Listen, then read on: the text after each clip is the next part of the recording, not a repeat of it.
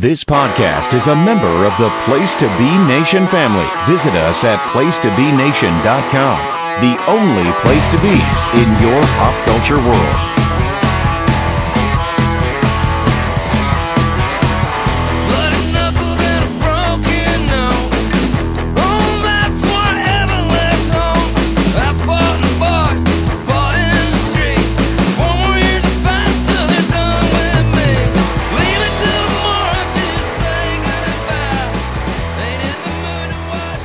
Welcome to the Row 1 Seat 1 podcast. This is Ben, a.k.a. Boston Nougat. Happy holidays. We just celebrated a wonderful Christmas time, or happy Hanukkah to you guys who celebrate Hanukkah, or whatever holidays you guys celebrate. New Year's is coming up. They should be posting on New Year's Day, so it should be a nice little accompaniment to your New Year's Day, along with some football and some beveraging probably. So hope you guys have a fun time with that. I have a first time return guest on the podcast, but I couldn't think of anyone better to do a top 10 indie wrestler rankings of the 2019. Who better than the major domo of the shadow government than Mr. Dylan Hales? Welcome to the show. Thank you so much for having me, Ben. I really appreciate you getting somebody involved in the wrestling business who is almost assuredly going to get heat for people he leaves off of his list on for this show. Well, thank you so much. I'll do anything, anything to create heat. That's what that's what I'm here for, frankly.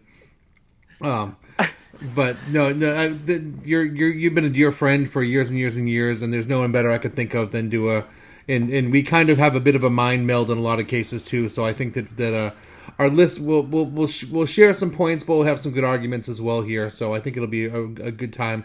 Do you want to go through? We talked a little bit about early before the show about what our rules are. I think we kind of have this kind of the same ground rules. My ground rule for making my top 10 was if you're funded by a multi-million-dollar organization, you are not in my indie rankings. Do you have, so that means no AEW, that means no WWE or any of WWE subsidiaries, it means no Ring of Honor, it means, none of those organizations. Dylan, do you have anything you'd want to add to that? Yeah, I that's more or less how I viewed it. I mean, for those purposes, I did not count Work and Evolve, not because Evolve sort of exists in this liminal space between being an indie and not, and I don't really know how to classify them. In general, I didn't watch a ton of Evolve this year. I did watch enough where it is possible that, I'll just say it right out of the gate. Kurt Stallion didn't make my list. He's probably my favorite independent wrestler in the world to watch, but a lot of his case was rested on stuff that happened in Evolve, and he was a person who successfully got me to order multiple Evolve pay-per-views this year, so kudos to Kurt. That tells you how much I like him, but I did not include him really for that reason. Not to say he didn't do good work on other independents. It's just, all other things being equal, with the various other people out there having thicker and denser resumes outside of that universe, them's the breaks. Also, for the purposes of this, if a lot of your stuff sort of happened in Europe, I did see a decent amount of the European indie scene this year, but not a ton. And realistically, you probably didn't have a great chance. I mean, Timothy Thatcher is a great wrestler, and I know there's a lot of people who believe he was the best wrestler in the world this year. He didn't make my list, and to a large he didn't degree, make mine. Mine is a domestic indie list, basically. Yeah, and in fairness, in the case of Thatcher, I saw a lot of his best matches. I think, or matches that people would consider his best matches. The issue with Thatcher is I felt like I really didn't have a contextual theme or understanding of his year at all. So whereas he's a little bit different than somebody else who did make my list, with sort of a similar argument in the sense that a lot of the high points came overseas. I don't feel like I had any sort of contextual understanding for the year that Thatcher had. That's on me, certainly not on him. So he's kind of a notable omission for that reason. Also, even though MLW isn't necessarily a huge conglomerate, the likes of which some of the other promotions been mentioned, where I tried not to really count any MLW stuff in this. So Thatcher also had some really good matches there, for example, and there's some other guys who had some good matches. I will note that if you were signed by AEW later in the year or whatever, that's okay. That didn't automatically mean you would be excluded from my list. But any work in AEW or Ring of Honor, for that matter, anywhere else, I'm not really considering. I would also note that my personal criteria, and Ben, you may as well fill this in if you want, is sort of a combination of. It's primarily based on who I thought the best sort of bell-to-bell performer was, but I don't necessarily have the same view of that as a lot of fans. You know, to me, being charismatically expressive and being able to sort of carry a card, having versatility and having a sort of innate dynamism to you is a part of working. And understanding that and making your opponents better and your show better is a part of working. So this is not really going to be, if you're somebody who views lists like these as like just a list of who had the best, you just count up the best matches and those guys, that's not going to be my top 10. I can tell you right now. I have a very different understanding of that. And furthermore, if it was a solely bell-to-bell list, solely bell-to-bell, that's the primary factor for me. But if that was the only factor, my number one would probably be different, and I'll explain that when I get to it. No, there are two cases in my top 10 where their rankings were enhanced because of what they're doing, not necessarily bell-to-bell, but because they're creating themselves into three-dimensional characters. And I like three-dimensional characters in my wrestling. And I like when people really try to flesh themselves out into, relatable, or in some cases not relatable, but like otherworldly sort of things. So, that only enhanced it for me in some cases. But if it was just a bell to bell sort of thing, then there would be, and we'll talk about that coming up. But yeah, do you want to talk a little bit about some of your honorable mentions? Because I have a few here. Sure. I mean, there's my honorable, okay, I'll say this out of the gate. There's been a lot of talking point, and I admit that I have a bias. I'll say right out of the gate, I work for IWTV. This is a very IWTV informed list. Yeah. Having said that, I also have the High Spots Network. I actually watched a lot of wrestling on the High Spots Network this year. I watched a lot of wrestling on YouTube. I watched some wrestling on Twitch, particularly 321 Battle. So it's not an exclusive IWTV list.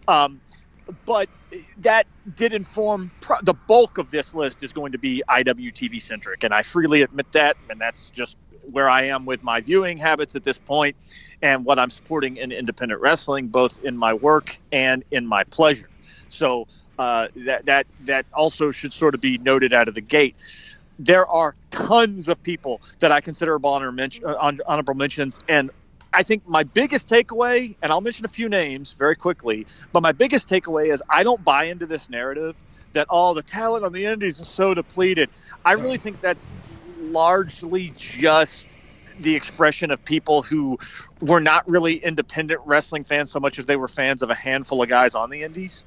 And I don't even knock people for that. Like, if you were like a huge Matt Riddle guy, he's a once-in-a-lifetime talent. Chris Hero's the best independent wrestler of all time.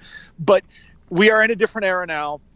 I actually think the floor is higher than ever, and I think that while the ceiling may be a little bit lower, the floor is higher than ever in the independents, and there's a ton of guys that just narrowly missed my list. Effie, I thought, had a career year and was honestly easily could have fit into my top 10. Didn't quite make the cut.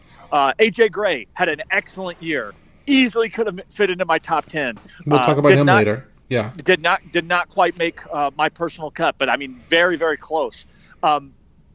Brandon Thurston kind of came out of nowhere on uncharted territory, and he's a guy where if he had more matches, he unquestionably would have made my top 10. If I was ranking it purely on like a per match basis, and there's one guy who did make my list that sort of did get in that way, but if I was doing that with everybody, Brandon Thurston would have easily made my top 10. So there are actually, I mean, I could go on, I'm not going to in the interest of time, but there are probably 20 to 25 people that did not make my cut that I would have been comfortable putting in a top 10 slot. And I think that really is a testament to how kind of I think how good the Indies were this year. I think there was a lot of people that could have feasibly made my top 10, and I wouldn't sneeze at it. This was my favorite year to watch the Indies. It was probably the most involved I was as far as traveling and watching shows, but I had a hell of a time watching the Indies this year. Some of my honorable mentions: John Silver, especially that second season of Uncharted Territory.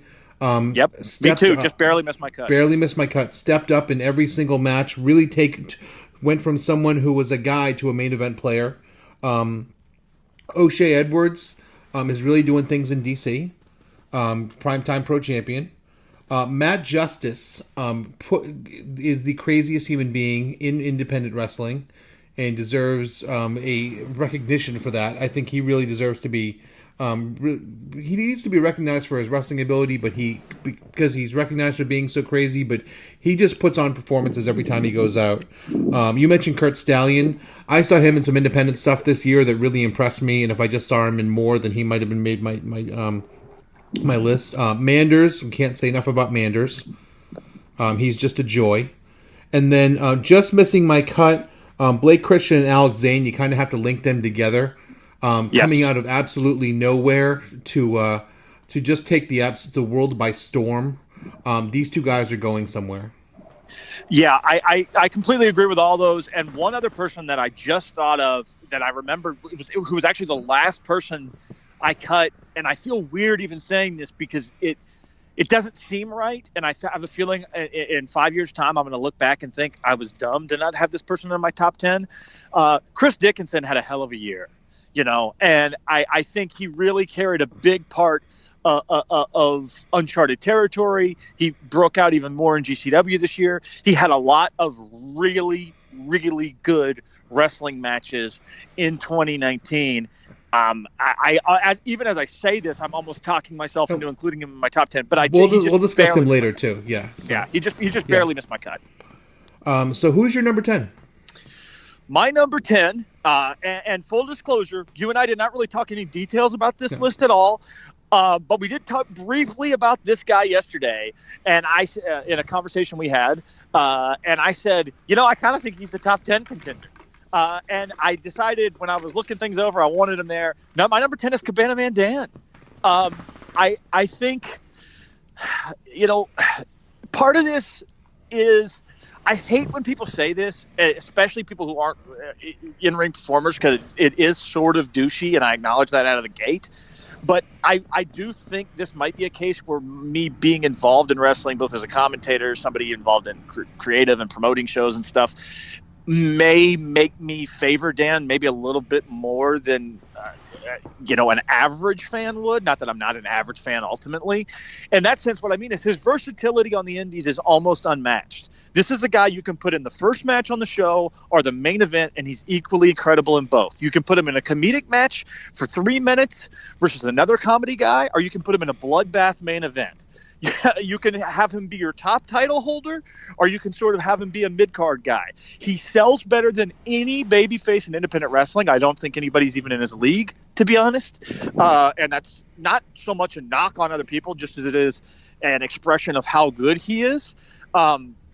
He really got out, traveled, and did more this year. I think it is sort of easy to look at places and say, well, he's not really a top guy that many places.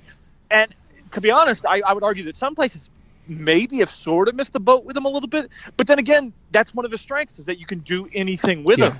At Southern Underground Pro, he's had some incredible matches this year. Most notably, the tag team match with Marco Stunt against Violence is Forever, but also a tremendous singles match with Dominic Guarini earlier in the year. His match with Larry D from New South, I think, is one of my sleeper matches of 2019. That's also available on IWTV. He's the most pure babyface on the indies, and maybe in wrestling right now. Yes, he truly is. He's a veteran. He's a guy that gives back to wrestling. I cannot say enough good things about Cabana Man Dan. I think he's one of those guys where he wrestles to his match to his card position, which is huge for me. Like some people, like this, he's a great example of why just counting the great matches is a terrible way of measuring how good a wrestler is. He really should have been on my list. I think I just overlook him because he's so pure and so nice and such a good human being. that He's a great guy. He's the nicest. He's too nice for this world. But listen, look, I honestly, folks, I'm not including him on the list because he's a good guy. He just happens to be a good guy. Yeah. Like, he is a tremendous wrestler. He's a tremendous wrestler. Like, I cannot say enough good stuff about him as a performer. And it's like, maybe he doesn't have this huge list of 4-star matches, but anytime he's put in a position to have a great match, he has one. Yeah. Anytime. He wrestles for his spot on the card, and he does the most to get that spot over. And he's just an incredible asset. So Cabana Man Dan's my number 10. My number 10 is Dominic Garrini. Dom has had, and he honestly could be even higher, but I had to slot him in at 10. He is a little higher on mine, Ben. Yeah. I'll let you talk Okay. about it now. No. We'll get to him when we get to your. If he's higher on yours, we'll get to him. We'll go the Timothy rule. The Quentin Timothy system. rule. Yeah. The Quentin Timothy system, and we'll talk about him when he's high, when he's a little bit higher. Who's your number 9? My number 9 is Thomas Santel. An interesting choice. Another out of nowhere wrestler who has come to really make an impact on the scene. Yeah, so Santel's kind of a weird one because he really doesn't emerge until early in the first season of Uncharted Territory. So for the first couple of months of the year, he's having matches, but they're not really matches that anybody's paying attention to. And then, he got injured toward the end of the year. I hope he's, getting better. And the second season of Uncharted Territory was primarily his tag team with Nick Gage, which I think had just a tremendous and entertaining dynamic. But the big thing for me with Santel is his run in the Discovery Gauntlet was probably the most compelling episodic thing in all of wrestling, period, at any level for me in 2019. I don't think anything else was as compelling as his run in the Discovery Gauntlet anywhere. Not WWE, not AEW, not anything. The way that crowd took to him too, and just like every match got more. It was a perfect example of him, like. Even though technically the Discovery Gauntlet was not a championship, every match felt like a championship match because, the rules of the Discovery Gauntlet, for those who don't know, is as part of Beyond Wrestling's Uncharted Territory, and every week a guy would come, the previous week's winner would wrestle a new challenger, and if he won, he'd be back the next week, and if he lost, that was it. He was out of the gauntlet. And it was actually a lot of great talent really did well in the Discovery Gauntlet this year. People we've already mentioned, as well as people like Christian Casanova, Daniel Garcia, and others. But Santel just had an incredible run throughout that. And that alone probably would not have gotten him on my list. It probably would have just kept him just a little bit out.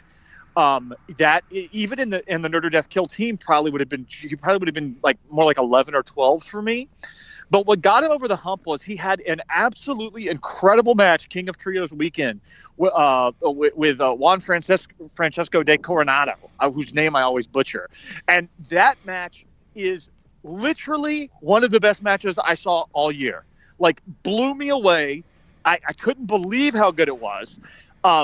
Absolutely loved it. Thought it was a brilliant match. And that was kind of the match where when I was sitting down and looking at my list, I was like, I can't leave Santel off. I just can't. So Santel, my number 9. Yeah, I just wish he would travel more. That's the only thing with Santel, because he's killer and beyond. I didn't happen to see that Chikara match, but he's just a force of nature and beyond. The definition of just organic superstar there. Totally agree. My number 9 is AC Mack. Did not make my list. Painful one, but did not make my list. Interesting. Yeah. He had. This was the year where the talent met the potential, I think, with AC Mack. Or started to, at the very least. I more or less agree with that. I'll get to him in a second. I'll let you give your soliloquy here.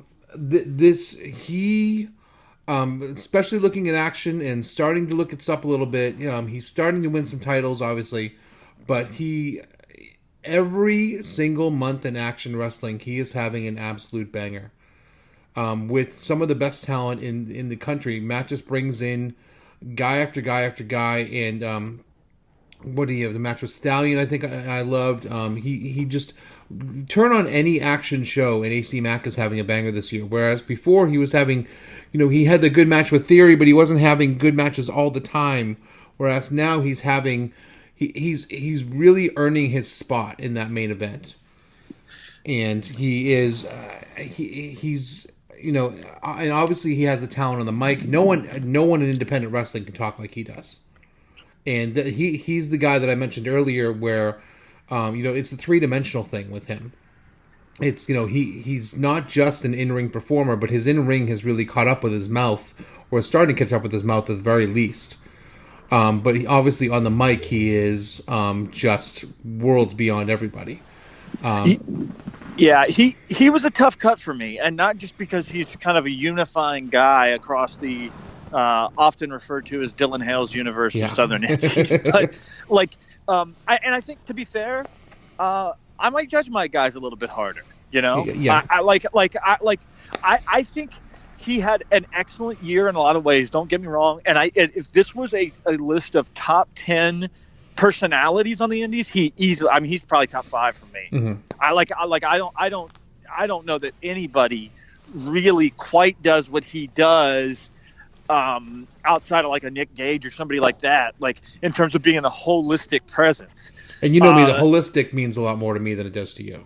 Well, it means a lot to me. It's just the way I was thinking about this list.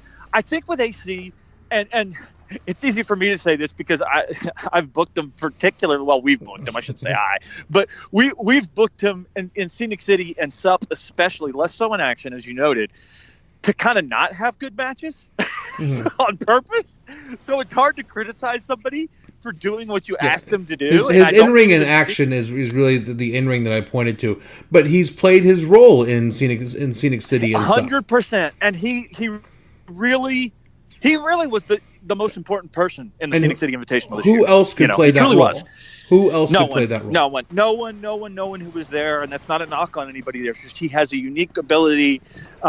Maybe he should have even made my top 10. I don't know. He was on that bigger list I talked about, and I think I'm interested to see what happens with AC in 2020. I think maybe more than anybody else, he's the guy I'm most interested to see what happens with in 2020, because the sky is the limit for this guy, and he's one of the most unique guys in independent wrestling.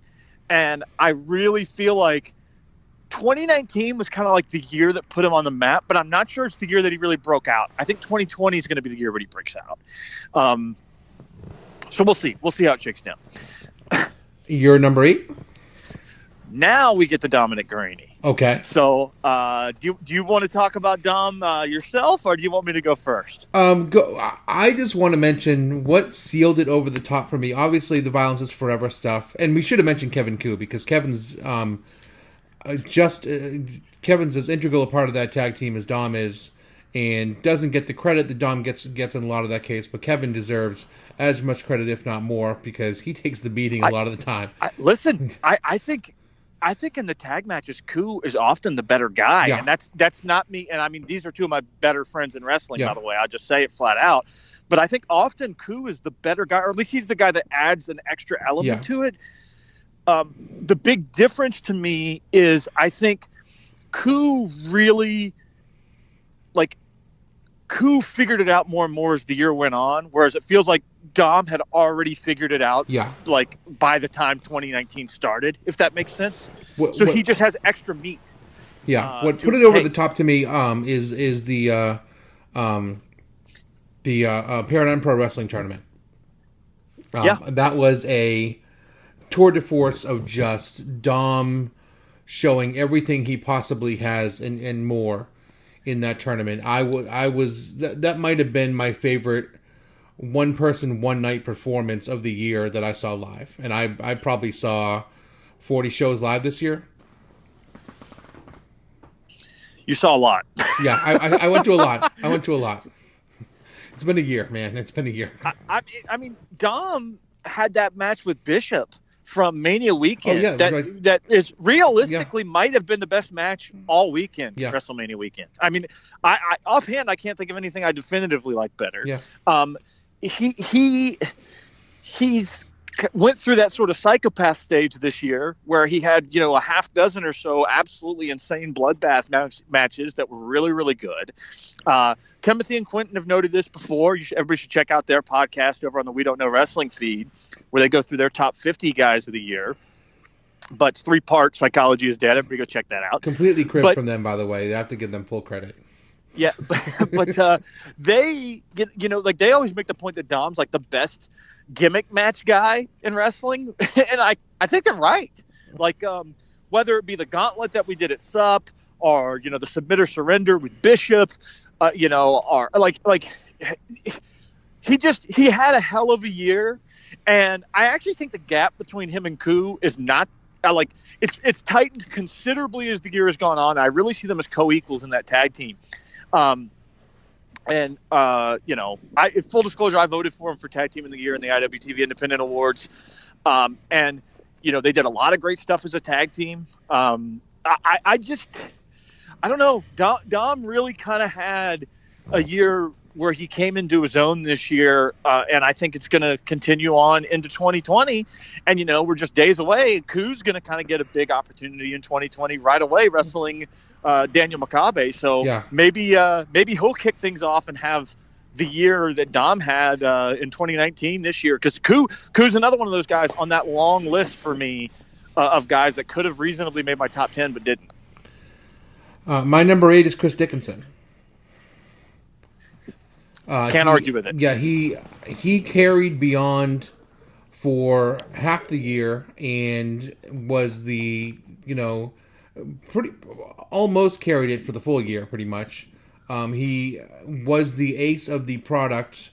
Had the big match every single night in that first season of Uncharted Territory. They brought in every heavy hitter you could possibly imagine, and he had an absolute banger with everyone. His match with Sakamoto was unbelievable. He doesn't have a bad match. He really doesn't have a bad match.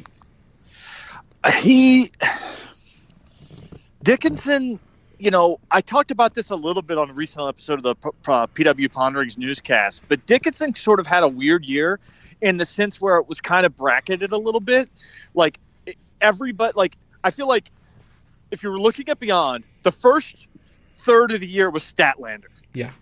And the second third of the year was Chris Dickinson, and he just totally, completely owned it.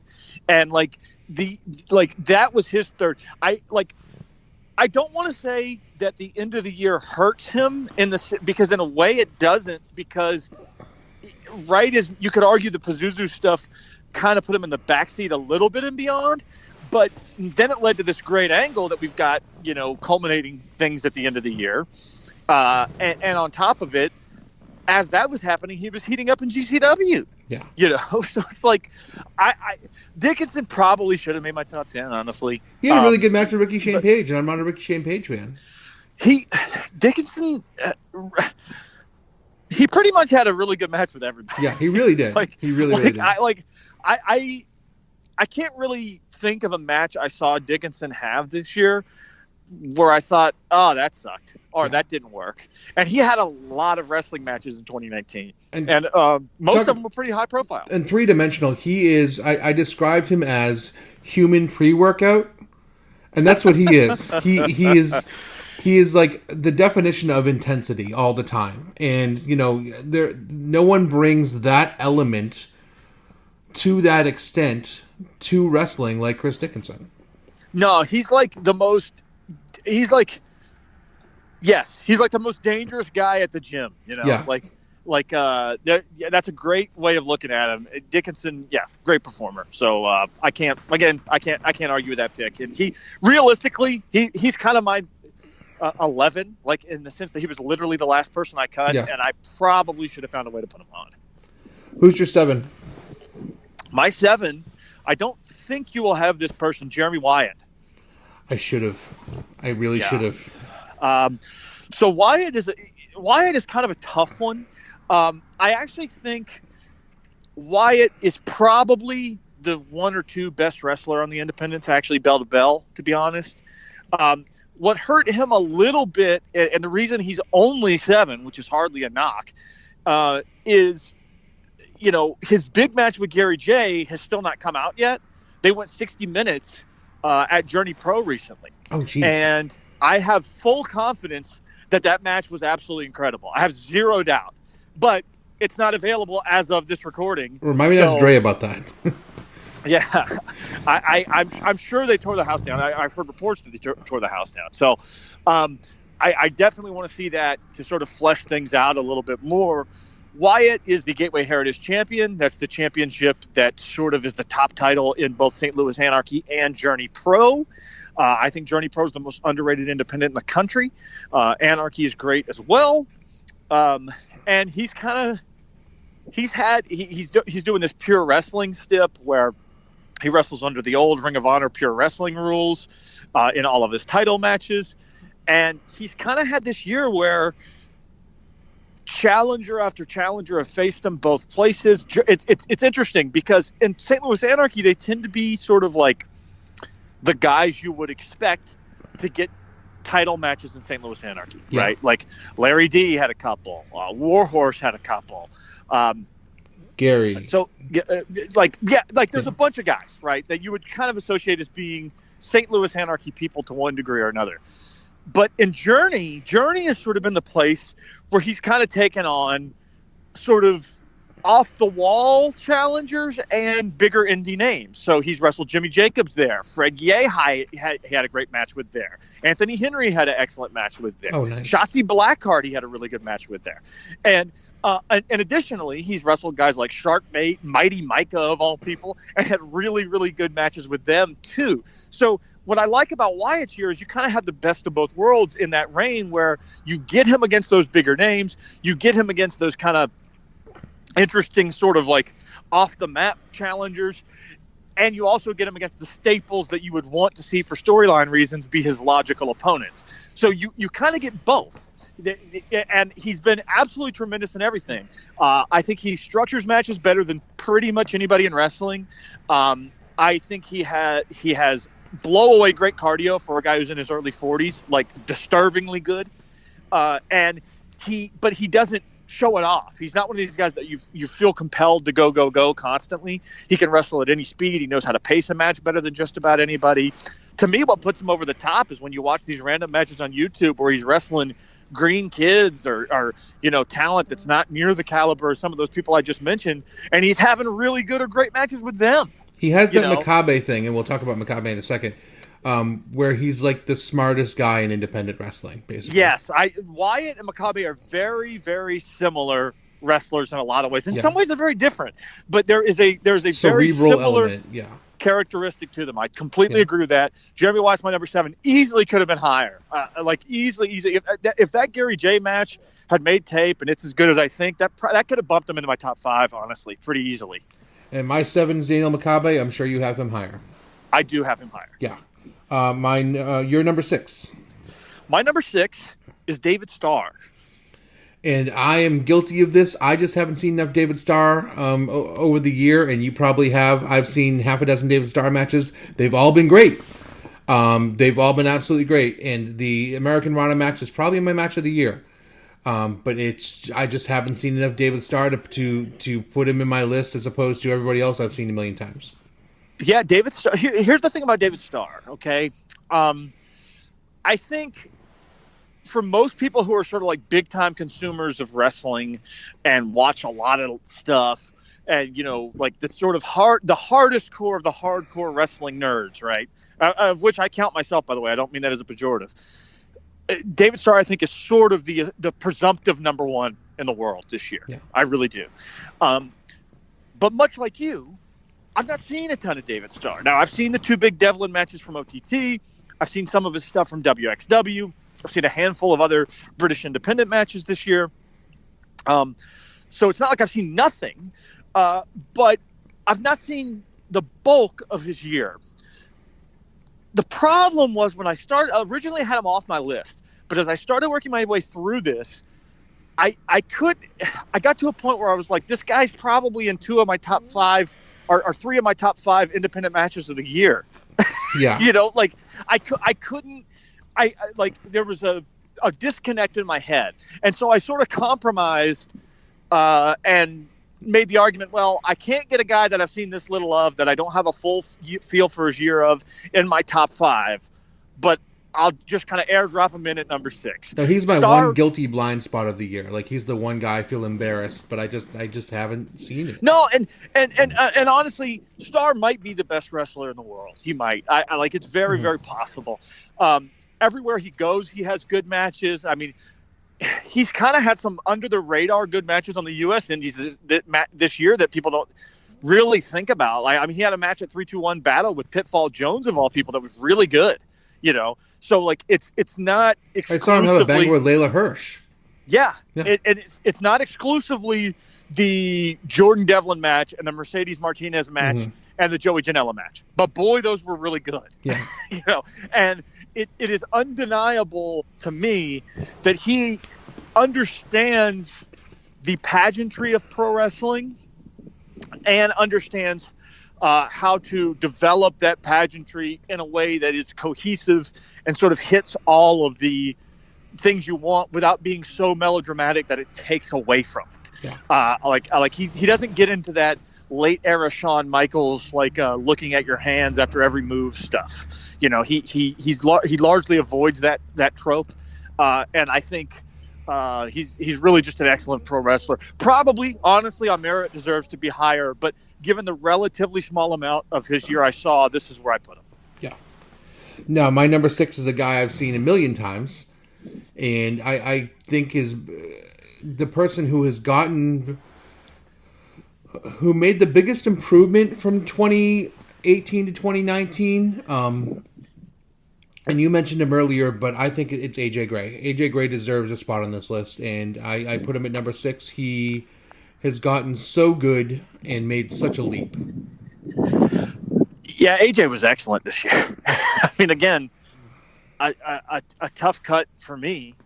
I think he's really found himself as a wrestler. You know, when he was first trying to break out, and it's different when you're trying to get noticed, because when you're trying to get noticed, you're trying to do everything because you're just trying to get noticed. He gets it now.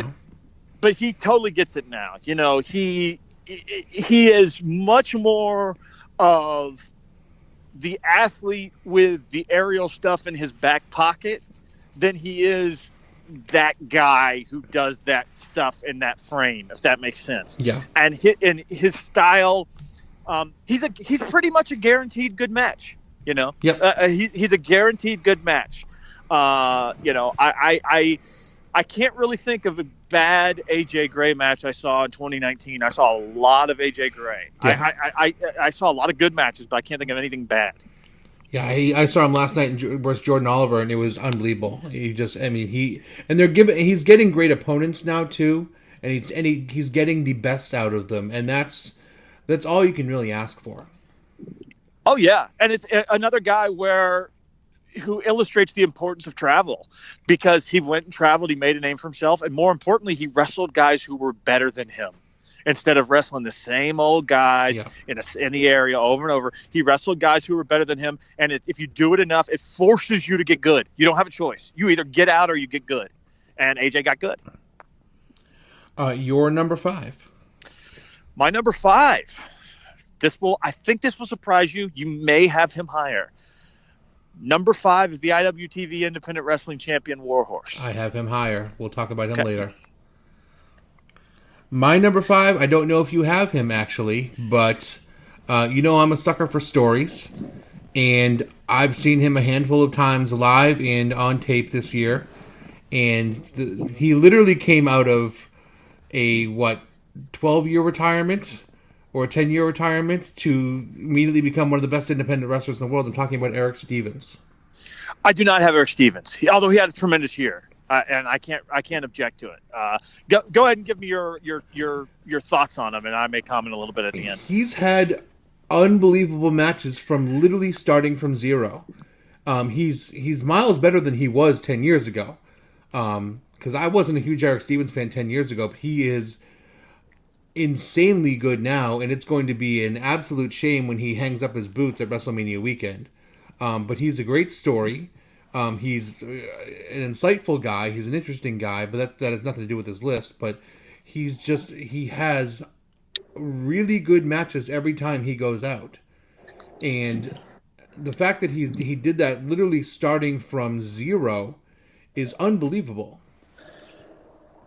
This was a good year for kind of older guys. Yeah, it really was. Yeah, but the seniors division is great. Yeah, it really is. Like the PGA Seniors Tour, when it was like when you had like Jack Nicklaus and Lee Trevino and Chichi Rodriguez and everybody killing it. And my grandfather's old partner Gibby Gilbert. But so Stevens easily could have made my list as well. I think he's one of these guys where, because we know his story, every match he's in feels special, and there's just no there's no way to, you can't really quantify that. Do you know what I mean? I'm a sports writer, so that that tugs at my literal training. So yeah, there's you can't quantify that. Like that, there's a special quality to that I don't really know how you analyze it, but it absolutely adds gravitas to everything that he does. And I think he's definitely had a very, very special year. And interestingly enough, he closes out the year. This will already have happened by the time this show drops, but it hasn't happened as we record this. We're recording this late on the night of December 30th. He closes out the year wrestling David Starr at Heavy Lies the Crown for Beyond Wrestling, which will be a match amazing. That will be incredible. Yeah. So, what can you say?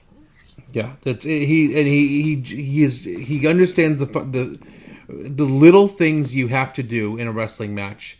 He another cerebral wrestler, another guy who gets the stuff that you're just supposed to get. He doesn't waste motion. He doesn't waste energy. Everything is intensity. Everything is he just brings it. He just absolutely brings it. He's literally fighting like a guy with a year left in his career, because he's a guy with a year left in his career. You know? Yeah. Okay, at this point, I'm gonna do the quick read here. On the Place to Be Nation Wrestling feed, we have the Place to Be podcast number 537, in which JT Scott and Drew Wardlaw dive into the 1990 MSG House Show. The 9th annual Place to Be podcast Christmas Spectacular is here to shock and entertain you with various characters from throughout PTBN. That was a fun show. On Extreme Three-Way Dance number 13, JT, John, and Jenny continue their ECW adventure with the Hardcore Heaven 94. The main event reaction special stars Scott and Dr. G to break down NWA Into the Fire pay-per-view from Atlanta. On Press Your Luck, defending champion Ryan Everett battles Ed Bennett and Scott Shiflett with a romp through the DBDR sleeves thread. Oh man, that brings me back. My God. On Row 1, Seat 1, I welcome the Sobros, discuss all things Nashville. JT and Chatter back with Wrestling Warzone number 33, looking at Super Brawl. VI is 6, yeah. On the Special Relations podcast, Cal and Ben and Rory discuss their GWA ballads, favorite Christmas songs, and briefly touch on December to Remember 2006. Oh, an amazing pay-per-view that one was. An all-timer, folks. An all-timer. I think Zellner went to that. He might have. I was actually at the WWE Raw taping the next day, which was in Charleston, South Carolina, and was really? Paul Heyman's last show for the company for years and years and years. My God. Don't miss the Pop crossover event with Andy Atherton as he hosts the majority of the PTB podcast hosts and a Christmas card to you. Be sure to check out the Pop feed, littered with great content, offering tremendous shows like the Hard Traveling Fanboys, Glenn Butler, the podcast Hour Spectacular, The Year in Pop, Laugh in Theater, DC for You, Marvel Age, the Brother Sister Brioche podcast, and so much more. Subscribe today. While you're at it, subscribe to the Jenny Position feed as well. It's our new home of Geek and Sassy, Talking Pop, Freak Out Driving, Telling Stories, Journey Through Infinity, and more. On our social media pages, the greatest sitcom of all time tournament is now underway. We're in the opening round. There'll be 4 matchups per day, so be sure to like the tournament page on Facebook or Twitter so you won't miss a single one. Be sure to check out PlaceToBeNation.com every day. We have new voices and fresh takes bringing you the worlds of wrestling, sports, and pop culture, including the Trent SmackDown on Fox Report, The Week in the WWE by John Crow, Paula's Perspective, Jason's DVD Deep Dive, and Ben's Unpopular Opinion, which is not me, though I have many unpopular opinions. Don't forget about veteran columns like Glenn Butler's Weekly Walk Around the Web. And if you do online shopping on Amazon.com, go to PlaceToBeNation.com/Amazon. Takes you right to Amazon and helps us out with no cost to you. While you're on Amazon, check out a book by longtime PTBN friend Adrian Cotton, AWO Big Time Players, Episode 1, The Beginning of Change. It's a vivid description of the AWO's weekly television program, Big Time Players. I do not remember the AWO. I do not either. either. Man. Interesting. I'm intrigued, though. I know. interesting. I'm also intrigued by the sitcom tournament. By the way, Oh, yeah. I got to get in on this. Oh yeah. Oh, it's been going for I think about a month now. Yeah, it's very heated, very heated. A lot of debate. We're also doing our greatest pay-per-view and TV match ever project. You should get in on that, Dylan. You'd have some opinions on that. The ballots are now open. Final ballots ready to swing the 31st though, so you got to do some real quick homework, I think. I've been known to throw together lists on the fly, Ben. All right. Yeah. All right, that's the read. So I think we just did our number 5s, correct? We did, yes. Who is your number 4? My number 4, you might have this person higher. We'll see. Tony Deppen is my number 4. I have him a little bit higher. Okay. My number 4 is Nick Gage. I have Nick Gage higher. Okay. Who is your number 3? My number 3 is actually the person I voted for the IWTV Independent Wrestling Awards Wrestler of the Year. My number 3 is Chris Statlander. I have her a little bit higher. Okay. My number 3 is Tony Deppen. All right, let's talk him. If this was purely on wrestling, he would be my number 1. If this was bell to bell, Tony Deppen would be my number 1 wrestler. Or he'd be tied with my number 2. Tony Deppen has an argument for the greatest wrestler in the world. He is the most versatile wrestler in the world. He can work anywhere on a card. He can work anyone in the world. He is the gateway drug to if you are a good wrestler or not. Yes, that is true. Which the GCW believes this, by the way. They basically they throw everyone at him. And if you're good, if you're not good, if you can't have the good match with Tony, then basically they don't bring you back. Tony's told me this. So he's just otherworldly in the ring. He's otherworldly in the ring, and his facials, and he might have the best facials in wrestling too. Yeah, he's incredible, so man. The first time I ever heard about Tony Depp, well, this isn't technically true. I'd actually seen him wrestle some before then. But the first person I ever heard really effusively praise Tony Deppen was actually Tank. Really? When Tank went up to On Point Wrestling a few years back for a deathmatch tournament, Tony Deppen was on the show, and they got to talking, and Tank was just super high on him. And that was the first time I really paid super close attention to him. I watched him some before then, but that was the first time I really paid closer attention. And man, he's good. He is a really good wrestler. And you're 100% right. I mean, if you can't have a good match with Tony Deppen, it's time to hang him up. That's a direct quote from Nick Gage. So, the God, the king. He is one of these guys where he can do anything. I mean, it's funny. We think of him as the guy who has these crazy, super incredible, athletic matches with a lot of pace. But then think about his match with Daniel Makabe from the Scenic City Invitational, which is entirely on the mat. They do almost nothing. They have one high spot in the whole match. Or think of I just saw the other day he had a no-ring death match. Or this is a guy who can do comedy and actually do comedy very well at a much higher level than most wrestlers. He's a guy where you can take somebody who's relatively young. I mean, I look at his weekend in December as a great example of what he can do.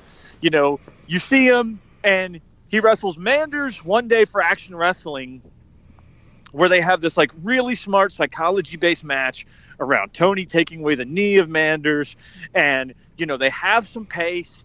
But it's not a go match at all. It's very much a psychology match with your spots well laid out and your big moments built to, and the finish totally cohesive and kept within the context of the story they're telling. And then you turn around and see what he does the next day with Jaden Newman in the middle of the night at Crux Wrestling. The last match, Tony had actually wrestled a match earlier in the show. At 1 a.m. Eastern time. Against Levi Everett. So this is actually his third match of the weekend, and him and Jaden Newman have an incredible match. It's pace. It starts with chain wrestling, builds to pace, and they're going. And there's no question in my mind that Deppen was really testing Jaden to see where he was. And I think he brought out the best in Jaden. It's probably the best Jaden Newman match I've ever seen. And then the next day, he has a triple threat match that is heavy on comedy, but not at the expense of any wrestling quality, with Orange Cassidy and Eric Cannon, that was probably in the ring, I don't know, like 13 hours after his last match had ended or something. He is an incredible, he's a force of nature. And he's one of these guys who probably is special at a level that I don't think we fully realized this year. I actually have him, we'll talk about this when we get to Warhorse, but the reason I had him one spot above Warhorse, I'll just say this now, is I think Warhorse has still not fully realized how good he can be. I'm not sure that Deppen has either, but Deppen feels like he is closer to total self-actualization as a wrestler to me. And I just thought he had an incredible year. Yeah, he's just... In ring, he is the total package. He really is. Who is your number 2? My number 2 is Daniel Makabe. See, I had him higher only because I just haven't seen as much of his stuff. It's the David Starr thing. I wish I would have seen more. So, because every match I see of his, I love. If this was purely bell to bell, I think he'd be my number 1. If this was like the We Don't Know Wrestling rules where we're going solely by that, yeah. I kind of have the opinion on that people have on, it's like the old thing of like when you're judging the MVP in sports or when you're judging things like that. Like, do you? His WAR is the highest. And I think, and I also think you have to be unseated, right? Yeah. I think somebody has to definitively have a better year than you for you to lose. He was my number 1 in the We Don't Know Wrestling 100 last year, and I don't think anybody definitively had a better in-ring, bell-to-bell, match-for-match year than him. I think some people may have had the equal to him, Tony Deppen among them, but I don't know that anybody had a better bell-to-bell, match-to-match, show-to-show year than he did. Really, I think probably, they call him the wrestling genius, but I think he probably is one of the 2 or 3 smartest guys in independent wrestling when it comes to putting matches together. He's constantly researching his opponents ahead of time. He comes to every match with ideas that he's then able to put together in compelling ways. People think of him as a mat wrestler primarily, I think, which I think is a kind of almost an absurd mistake because he's way more dynamic than that. Oh, yeah.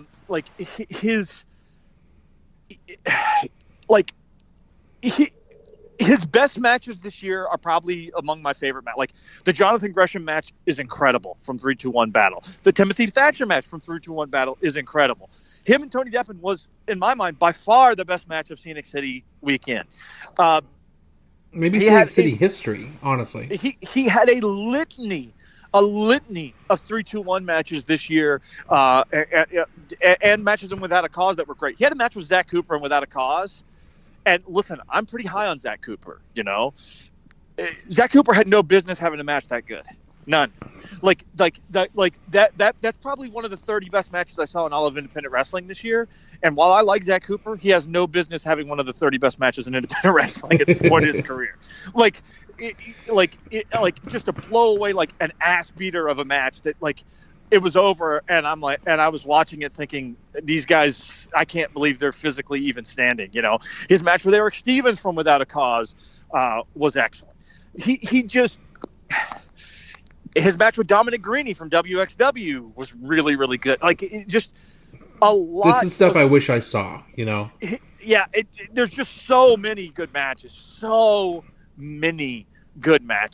and the thing about Makabe is every match he's in, I want to see. And that is a quality that very few wrestlers have. Even wrestlers who otherwise appear in this top 10, people we've talked on this show about, people who I really like, both as people and wrestlers. I don't always, if I see him versus somebody, I don't really want to see that one. I'll skip this. Not Daniel Makabe. I don't care who he's wrestling. I want to see it. Every single match he has, I want to see, because I know ahead of time that there's going to be some quality to what he does in the ring that is going to impress me in a unique way, and is going to be different than anything that I could have possibly foreseen ahead of time. And we left out the Yehai match from WrestleMania weekend, which was probably the match of WrestleMania weekend. And some people, and like honestly, blowaway great match. Yeah, like he's so clever. He's clever in a logical way, not a way that's just sort of masturbating. Like he is legitimately a wrestling genius, and if this was bell to bell, he would be purely my number one. He would be my number one. But there's somebody this year, especially being around, seeing things up close multiple times, that I had to rank higher, and I'll explain that here in a few minutes. My number 2 was Chris Statlander. Yeah, I mean, she's only 3 years into the business, dude. She's incredible. She's absolutely incredible. I hope AEW knows what they're getting, because she is. There's nothing she can't do. There's absolutely nothing she can't do. She's just. And the learning curve is just. It doesn't exist with her. I mean, she just, every match out, she gets better and better and better and better, and does more and more amazing things, and brings out a new wrinkle that you haven't seen before. And she just, I mean, definition. I mean, we talked, about the sky's the limit with some of these people. The highest growth potential of any wrestler that I can think of. I mean, and gender doesn't matter. Is Chris Statlander. She is, and gender doesn't really matter. I think she demonstrates that more than anybody. But she is, for the purposes of the analogy, she is the woman Matthew Riddle. She has an intuitive knowledge and understanding that is so far beyond her experience level that it is actually almost angering, I think. Because there are things she grasped that I don't think veterans who are actually quite good ever grasp. First of all, again, I think she demonstrates more than anybody that gender doesn't matter. But to the extent that intergender is a thing, Chris Statlander is the best intergender wrestler I think I've ever seen. I mean, some people might say David Starr or some other people. She's absolutely amazing. Like if you're one of these people who I have trouble buying women versus men, blah blah blah. I understand that for various reasons. Not Chris Statlander, man. Like she's completely credible to me against anybody. There is nobody, living or dead, that I would not buy her against in a wrestling match. And it's not because it's not like she's some big jacked. It's the way she carries herself. It's the way she paces her matches. It's the way she utilizes her athleticism. She's entirely credible in every context. She had a litany of good matches this year, or really a litany of great matches this year. I think probably my favorite match of hers was the Joey Janela match from Uncharted Territory season 1, which was as good a match as I saw all year. But she really had a litany of good matches. You could argue that the first half of her year was super strong, and then it felt like she sort of faded a little bit. Not like she had a bad year, but she just wasn't sort of as prominent.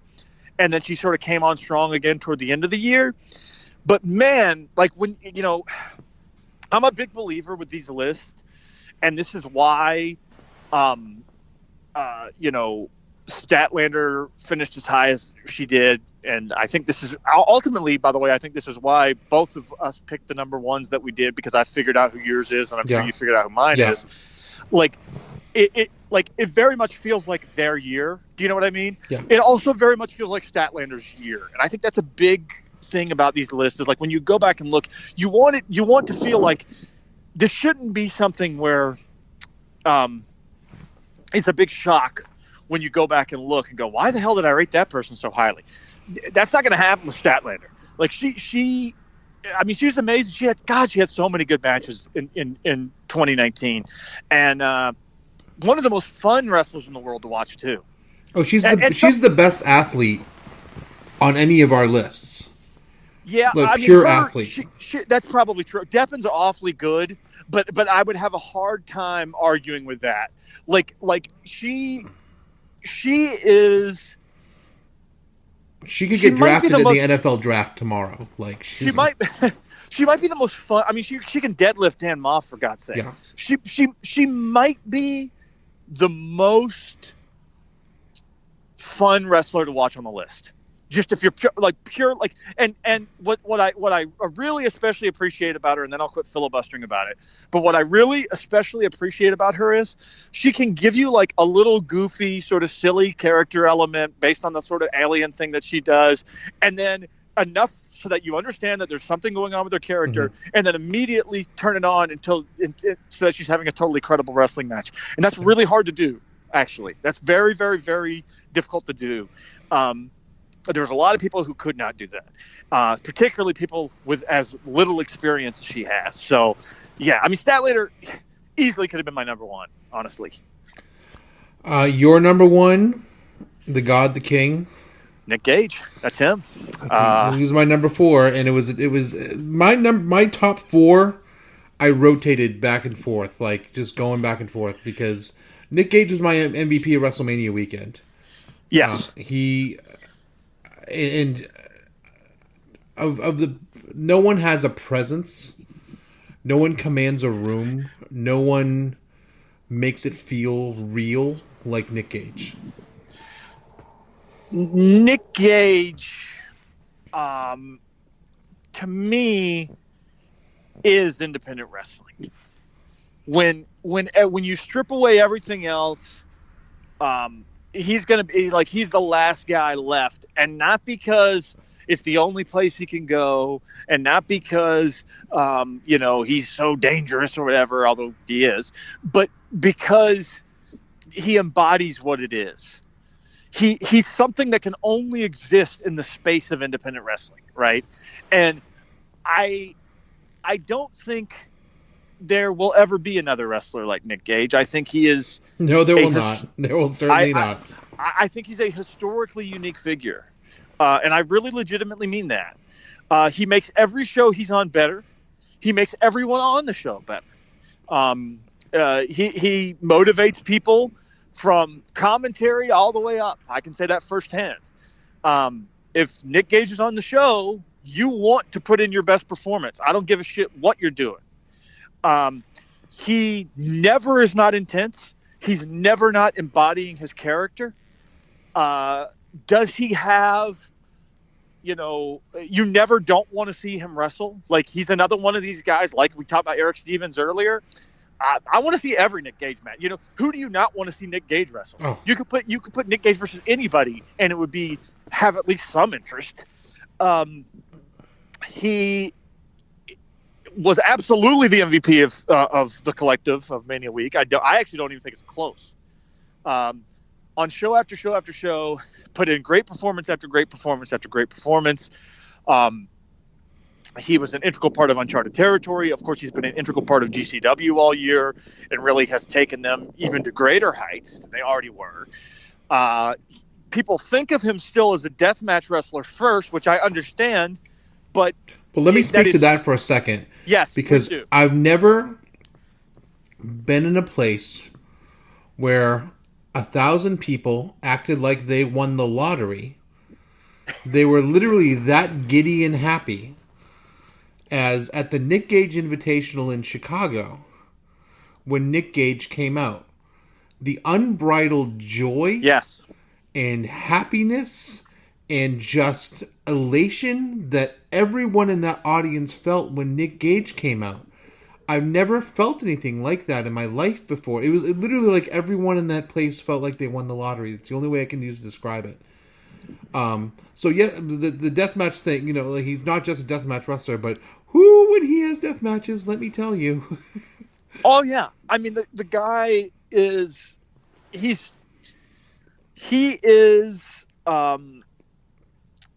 when you see Nick Gage live, it is similar to like, did you ever see the Netflix documentary Wild Country? I think it was what it was called. I saw like 2 episodes of it, yeah. Okay, it's like when the Bhagwan shows up in rural Oregon, like like you can't help, like there is a cult like feel to it, and you want to be a part of it.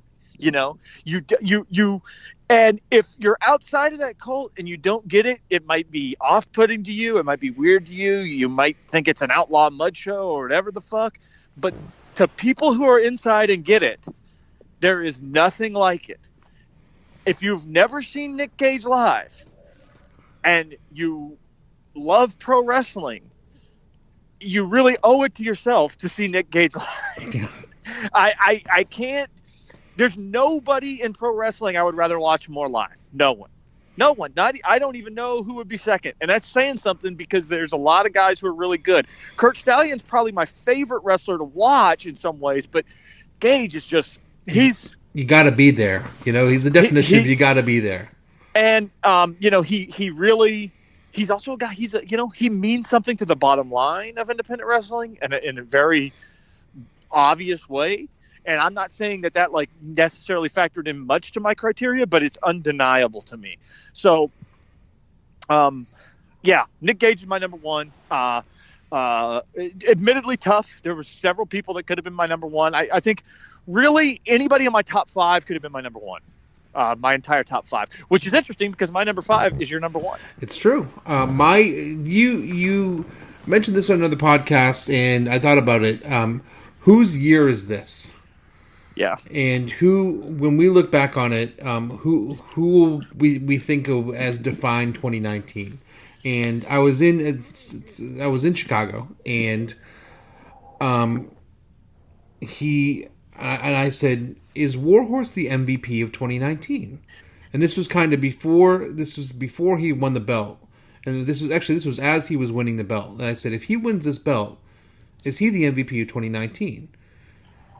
And I turned to Mose and turned to Lane, and they all said McCash, and they said, I think so. And that was before he had this crazy run. And he's done nothing because he had a really good year up until then. He'd had some really great matches up until then. Yeah, a very underrated year up until then. You can go back and find tweets from me in like April where I said I thought he was the best wrestler on the Indies. Yeah, so. he had a great year up until then, and what he had done to really, with the Warhorse character, and really to find himself and to revamp his character and to become a three-dimensional Warhorse entity, really speaks to me. Because this is someone who's really putting in the time and the effort and really thinking about how he presents. That really speaks to me. But since he's won the title, not only has he done nothing to lose that number one spot, he's only enhanced it. He's been having killer defense after killer defense after killer defense.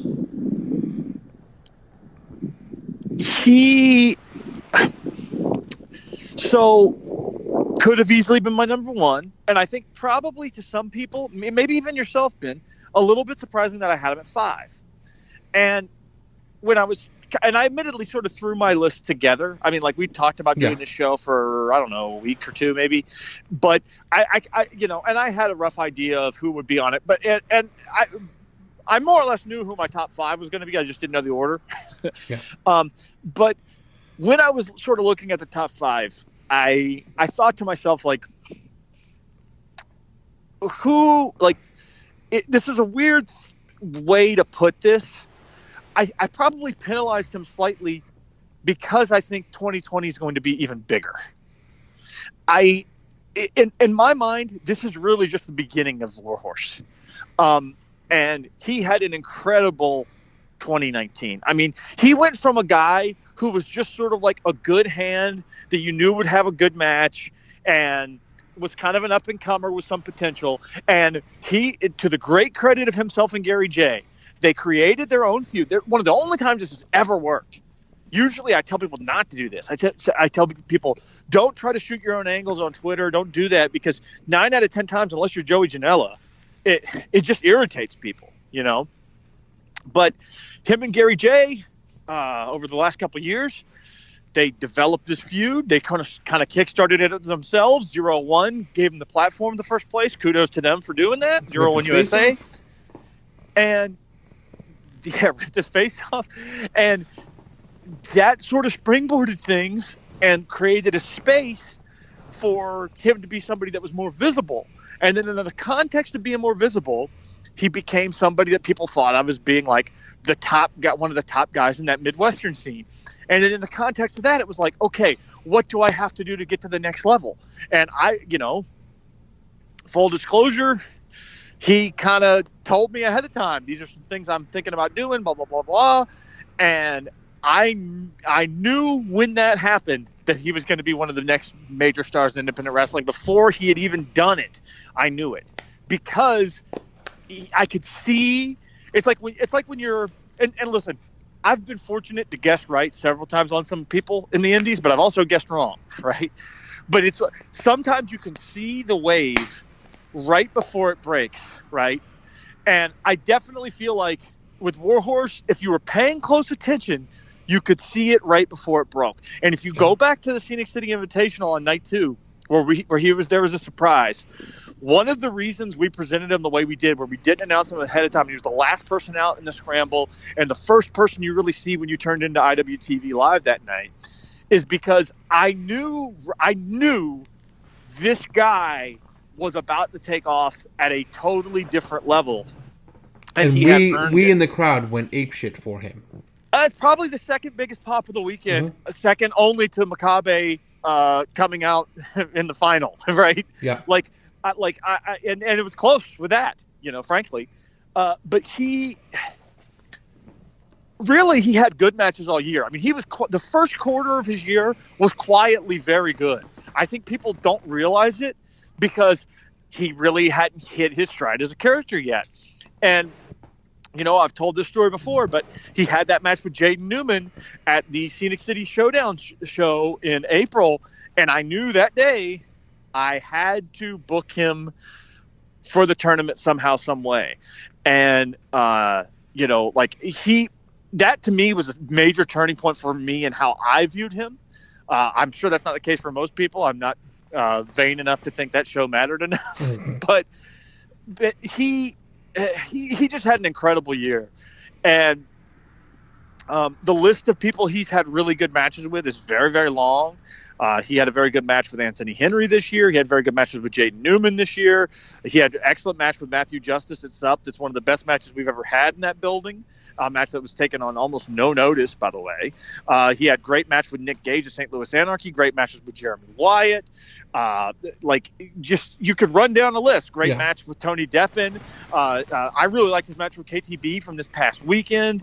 I mean, so many guys that he's had good matches with, and he's really expanded the scope and meaning of this title, the IWTV title, in the process. So, I mean, I had him at 5. He could have easily been my number 1. I admit that I sort of lowballed him in part because I'm an IWTV homer as it is, and in part because I think 2020 is going to be even bigger. But I can't really argue with the logic that 2019 was his year too. Yeah, he absolutely owned it, and especially the second half of the year. This is the year of Warhorse. He rules ass, Ben. He rules ass. He rules ass. On that note, Dylan, we have another hour and a half for your plugs, so why don't you get them on in? Woo! Everybody go over to independentwrestling.tv, subscribe. A, because they pay me. B, because it is an excellent service with promotions from all over the globe, featuring a lot of the matches and probably the majority of the matches we've talked about here today, available on independentwrestling.tv. Go over there, check that out. Of course, if this show drops on January 1st, as Ben says it will, he assures me it will. I assure you it will. You still have time to check out Southern Underground Pro's Stay Cold event, our first event of 2020, which takes place this Sunday, January 5th, 2 p.m. Central, 3 p.m. Eastern on independentwrestling.tv. If you happen to be in Nashville, you can come. It's the Basement East. But if not, you can check it out live on IWTV.live. including Kevin Koo versus the aforementioned Daniel Makabe, Dominic Greeny, who we also discussed, against Logan Stunt, Manders versus John Davis. What a psychotic match that is. Brett Eisen versus Kurt Stallion. It is a loaded show. There's a bunch of other matches. I'm not going to run down everything on it. Check that out. You can follow Southern Underground Pro at SUP_Graps on Twitter. You can follow me on Twitter at DYLANWACO. That's Dylan Waco. And you can follow IWTV at Indie Wrestling. That's INDIE Wrestling. And while you're at it, follow, Scenic City Invitational at SCI Tournament and Action Wrestling at Wrestle Action and the number 1. Whew, I'm done. Whew. All right. Yeah, go inside. It's cold out. All right, Dylan. Thank you so much. Happy New Year, my friend. And we will see you along the way. Happy New Year. Thanks.